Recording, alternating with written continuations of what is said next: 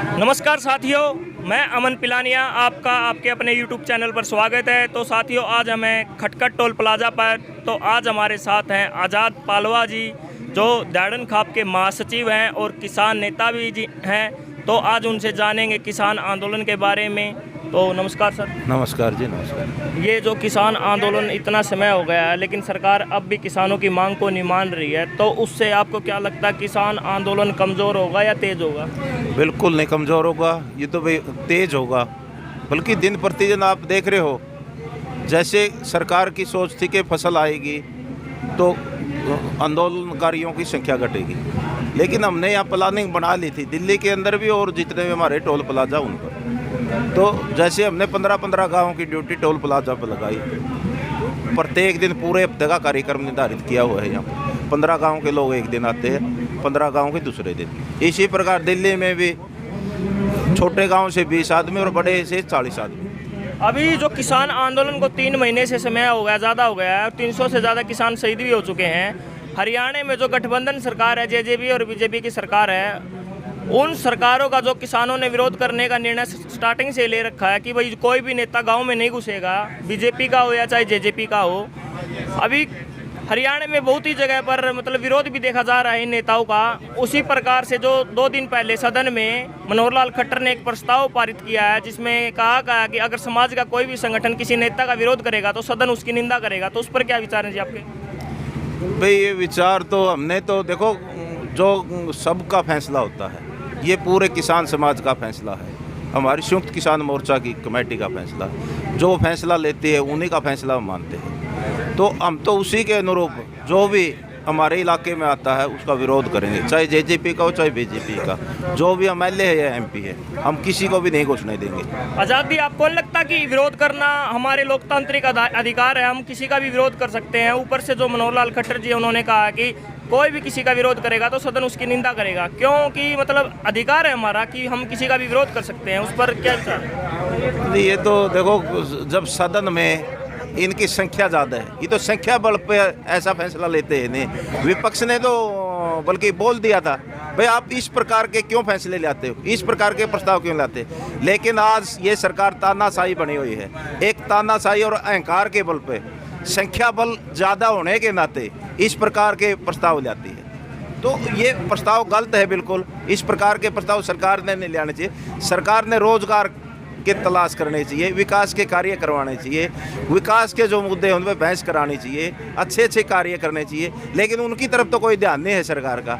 सिर्फ भगाने के लिए आंदोलन कैसे कमज़ोर हो, आंदोलन कैसे टूटे, किसानों को कैसे भ्रमित किया जाए, इस प्रकार के ये प्रस्ताव लाती है।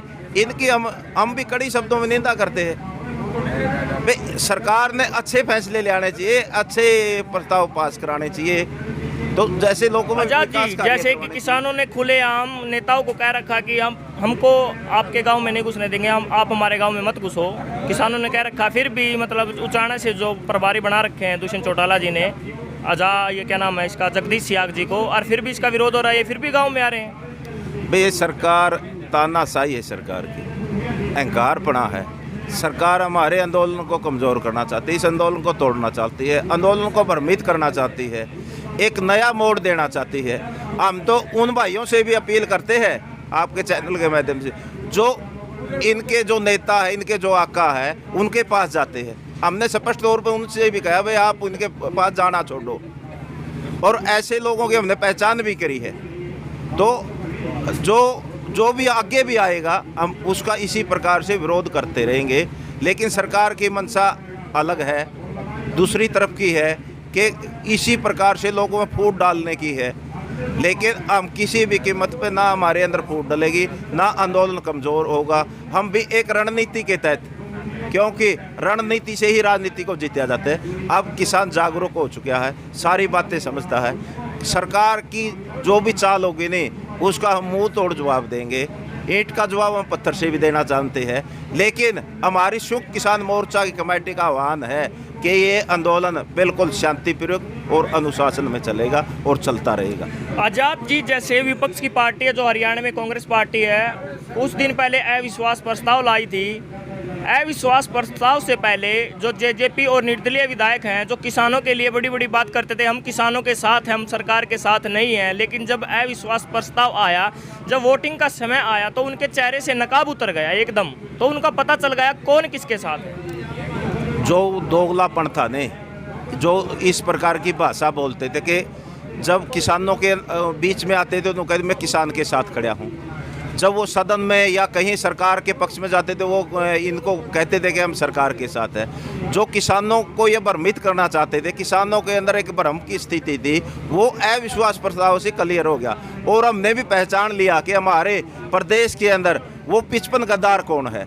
इसलिए जो 55 गद्दार है हम उनका पूर्ण रूप से, पहले तो उनका राजनीतिक बहिष्कार था, अब हमने सामाजिक बहिष्कार भी किया है और कहीं भी पूरे हरियाणा के अंदर उनको घुसने ही नहीं देंगे। देवेंद्र बबली जो हैं, जो टोहाना से विधायक है जेजेपी के, वो मतलब दोहरी बातें कर रहे हैं कि एक तरफ तो कह रहे हैं कि मैं किसानों के साथ हूँ, मेरी मजबूरी है मेरी पार्टी के साथ और सरकार के साथ रहना, जो संविधान के अकॉर्डिंग पार्टी से मैं विरोध नहीं कर सकता। तो उस पर क्या कहेंगे? कोई मजबूरी नहीं होती किसी की, लेकिन वो किसानों को भ्रमित करना चाहता था। उसका झूठ का चेहरा अब जनता के बीच में आ चुका है। अब किसान किसी भी कीमत पर, देवेंद्र हो, चाहे राम कुमार गौतम हो, चाहे जोगराम सिहाग हो, चाहे कोई और दूसरा एमएलए हो, किसी पर भी इस प्रकार का कोई विश्वास नहीं करेगा। हम राम कुमार गौतम की बात करें तो शुरुआती दिनों से ही, जब से जेजेपी और बीजेपी का गठबंधन होया, उसके बाद से ही देखा जा रहा है वो दुष्यंत चौटाला के विरोध में ज़्यादातर दिखाई देते हैं। उन्होंने खुले आम कहा है कि मैं मनोहर लाल खट्टर के लिए वोट करूंगा, मैं मतलब मनोहर लाल खट्टर के लिए सदन में वोट करूंगा अविश्वास प्रस्ताव पर। तो उस पर क्या है? भाई ये तो दो मुँहे सांप है, मैं कहना चाहूँगा, क्योंकि एक तरफ तो दुष्यंत की तो बुराई करता है और खट्टर की बड़ाई करता है। भाई जबकि वो दोनों, हम तो दोनों को काले सांप माना है, दुष्यंत भी और खट्टर भी। अगर खट्टर दुष्यंत चाहे प्रधानमंत्री पर प्रेशर बनाए इस बात का, वे किसान इस बात से नाराज है, लेकिन उल्टा वो प्रधानमंत्री को भी भ्रमित करते हैं शायद। आज तक कोई प्रेशर इन लोगों ने ना दुष्यंत ने बनाया ना मनोहर लाल खट्टर ने बनाया। भाई जबकि पूरे प्रदेश की जनता इन कानूनों के खिलाफ है, पूरे देश की जनता इन कानूनों के खिलाफ है, तो क्यों नहीं इनको वापस कराने में सहयोग करते। आजाद जी, आप कह रहे हैं कि प्रधानमंत्री से निवेदन करे दुष्यंत चौटाला, उन्हें तो खुलेआम डिबेट में भी कहा है कि किसान आंदोलन के मैं पक्ष में हूँ। अधिकतर जो हम देख सकते हैं ग्रामीण क्षेत्र में जो जेजेपी के नेता हैं, किसान आंदोलन में अपना समर्थन करते हैं, लेकिन दूसरी तरफ अपनी पार्टी से भी इस्तीफा नहीं देते हैं। तो हमने तो देखो ऐसे लोगों को से अपील, यही तो अविश्वास प्रस्ताव आया है, इससे क्लियर हुई है तस्वीर। और हमने सब जितने भी विधायक थे पूरे हरियाणा के अंदर, सबके घर जाके संयुक्त किसान मोर्चा की तरफ से सभी एमएलए को अपील भी की थी, भाई आप इसके सरकार के खिलाफ वोटिंग डालिए, लेकिन उन्होंने सरकार के पक्ष में वोट डालने का काम किया है। तो ये तो कोई अब संशय रहा ही नहीं, अब तो स्थिति स्पष्ट हो चुकी है। रही बात दुष्यंत चौटाला की, दुष्यंत चौटाला किसानों से वोट लेकर न बीजेपी की गोद में जा बैठा, तो दुष्यंत का फर्ज नहीं बनता आज वो समर्थन वापस ले सरकार से और इस सरकार को तोड़ने का काम करे, क्योंकि वो अपने आप को देवीलाल का वारिस कहलाता है। देवीलाल का खून कहता मेरी रगों में है।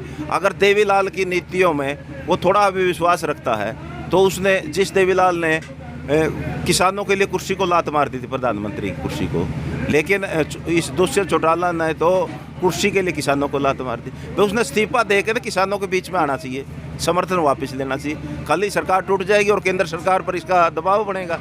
आजाद पालवा जी, जो ये देवीलाल की विरासत की हम बात करें तो आपको क्या लगता है, दुष्यंत चौटाला या अभय चौटाला, कौन है असली हकदार देवीलाल की विरासत का? भाई देवीलाल की विरासत का तो कोई नहीं हकदार, देवीलाल तो अपना साथी ले गया, देवीलाल खुद ही था मालिक। अब तो ये सारे झूठ बकाने के काम कर रहे हैं। दूसरा भी तो है, छोटू राम के वारिस कहलाते हैं। मैं पूछ रहा हूँ, वीरेंद्र सिंह छोटू राम का वारिस कहलाता है। बेटा उसका, वीरेंद्र सिंह का बेटा तो मेज थपथपा के समर्थन करता है और आंसी के अंदर ट्रैक्टर रैली निकालता है इन कानूनों के समर्थन में। और वीरेंद्र सिंह किसानों को गुमराह करने के लिए तरह तरह की बयानबाजी करता है। अगर वीरेंद्र सिंह में, दुष्यंत चौटाला में भाई थोड़ी भी नैतिकता है इन परिवारों के अंदर, भाई ये क्यों नहीं अपने इस्तीफे देकर ना सरकार से समर्थन वापस लेके किसानों के बीच में। अभय सिंह चौटाला और उनके कार्यकर्ता तो कहते हैं अब उन्होंने किसानों के पक्ष में जो इस्तीफा दिया अभय सिंह चौटाला ने, अब देवीलाल की असली विरासत का हकदार अभय सिंह चौटाला है। भाई देखो ये विरासत तो मैं कहना चाहूँ कि देवीलाल जो एक किसानों का मसीहा था, उसने किसानों की लड़ाई लड़ी थी। देवीलाल की विचारधारा का तो हमें तो आज कोई दिखाई नहीं देता। अगर दिखाई देता तो देख तो लिया दुष्यंत। अब ये चाहो कि आज्ञा में ने देखे, हमने किसी को मानते। ठीक है। तो आज़ाद जी, जैसे हम सोशल मीडिया पर 2 दिन से देख रहे हैं कि वीरेंद्र सिंह ने कहीं पर उचाना में कहीं यहाँ पर मीटिंग किया, जो फोटो वायरल हो रहा है सोशल मीडिया पर जो फोटो वायरल हो रहा है, उन कमेंट बॉक्स में हम देखते हैं कि जेजेपी के जो कार्यकर्ता वो कहते हैं कि एक तरफ तो दुष्यंत चौटाला का उचाना में ज़्यादा विरोध हो रहा है, लेकिन वीरेंद्र सिंह का विरोध क्यों नहीं हो रहा? वीरेंद्र सिंह आसानी से यहाँ पर मीटिंग कर रहा है, वीरेंद्र सिंह का विरोध क्यों नहीं हो रहा? क्या आपको नहीं लगता वीरेंद्र सिंह का विरोध भी करना चाहिए उचाना में? बिल्कुल, वीरेंद्र सिंह का विरोध भी इतना ही होगा जितना दुष्यंत का होता है। लेकिन ये हमें तो इनको दोनों को दो मुँह सांप है, दोनों सांप है हमारे लिए। तो इतना दोषी वीरेंद्र सिंह परिवार है और इतना ही दुष्यंत चौटाला। लेकिन जैसे ये बातें चलती है, चर्चा चलती है, वीरेंद्र सिंह चुपचाप रात के अंधेरे में या बिना कोई मैसेज दें कहीं पर भी आ जाता है। तो हम तो एक अपील करते हैं भाई, जिस गांव में भी वीरेंद्र जाता है उस गांव के लोगों ने भी उसका विरोध करना चाहिए। अगर हमें कहीं पता चल जाता है वीरेंद्र सिंह का भी हम विरोध करेंगे, और दुष्यंत आएगा तो दुष्यंत का भी विरोध करेंगे। हमने पहले करके भी दिखाया है, और आगे कहीं भी वीरेंद्र सिंह या वीरेंद्र सिंह का लड़का कहीं भी आते हैं तो हम विरोध करेंगे। आज़ाद जी, मेरा आपसे आखिरी सवाल है।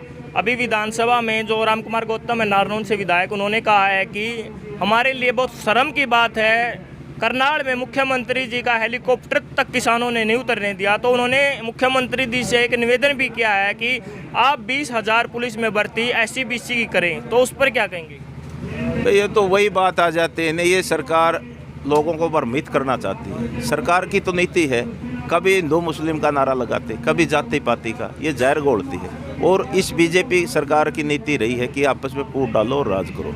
लेकिन ये आगे चलने वाली है नहीं है लंबे से। एक इस आंदोलन से हमारे अंदर ये भावना पैदा हुई, हमारा सारा समाज इकट्ठा हो गया। तो जितने भी 36 जाति के लोग यहाँ धरने पर भी आते हैं, और इस आंदोलन में भी 36 जाति के और सभी धर्मों के लोग भाग लेते हैं। तो अब तो ये को जाति पाति का और हिंदू मुसलमान का कोई नारा आगे काम नहीं करेगा, और बीजेपी को मुंह की खानी पड़ेगी। धन्यवाद आज़ाद जी। धन्यवाद जी। तो साथियों, ये थे आज़ाद सिंह पालवा, जो दाड़न खाप के महासचिव हैं और किसान नेता भी हैं, जो शुरुआती दिन से ही किसान आंदोलन में अपना सहयोग दिए हुए हैं। तो साथियों, ऐसी वीडियो देखने के लिए हमारे साथ बने रहें। अगर यह वीडियो फेसबुक पर देख रहे हैं तो हमारे फेसबुक पेज को लाइक करें। अगर यह वीडियो हमारे यूट्यूब चैनल पर देख रहे हैं तो हमारे यूट्यूब चैनल को सब्सक्राइब करें। खटखट टोल से कैमरामैन अक्षय के साथ मैं अमन पिलानिया।